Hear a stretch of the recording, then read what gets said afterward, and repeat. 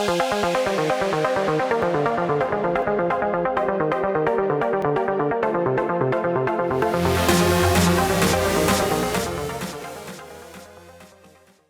a hedging program. What does it look like setting up an ISDA? What is that process like? Walk me through everything. If it's number of, it's production volumes, number of wells. I don't know. What are all the moving parts? I'll let you break it down. Sure. Look, I think we would generally look at it on some production thresholds or exposure thresholds. Call it 300 or 400 barrels a day. Call it 2 million, gas a day. It's going to be kind of the right, generally the right time where there's the ability to hedge, right? You're going to have, be able to get some sufficient credit.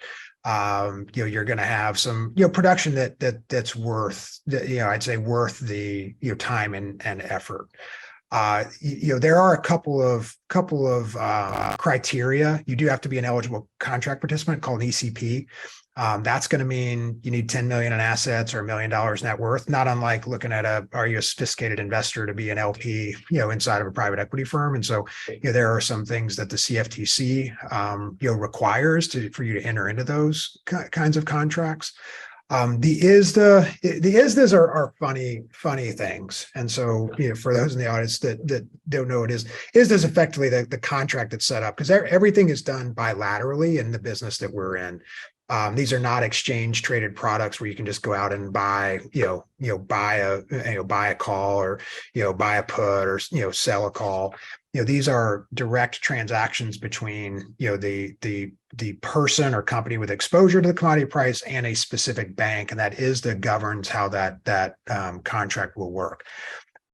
With all due respect to all my lawyer friends in the business, ISDAs don't change that much when you're negotiating them. I see a lot of people spend a lot of time, negotiating ISDAs. There's probably 3 or 4 key terms that really deserve some attention.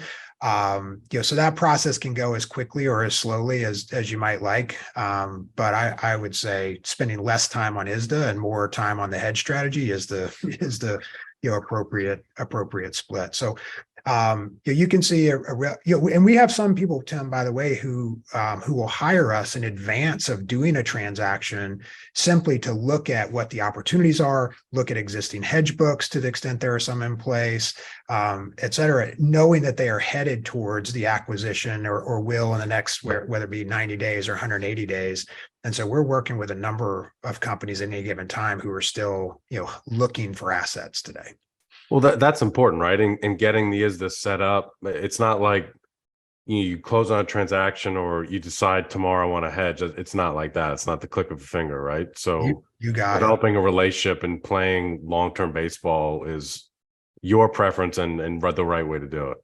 Yeah. The time you need to hedge is too late, right? Like if you're just working on your program when you need to hedge, it's too late. The market will have gotten away from you. And you won't be in that's why the interest rates are a great example right now. And, we do some work in the interest rate space. Like it's too late to hedge interest rates. That would be our point of view.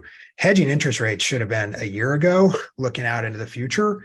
And companies did incredibly well when they bought, when they put caps in place on their revolving, sort of facilities.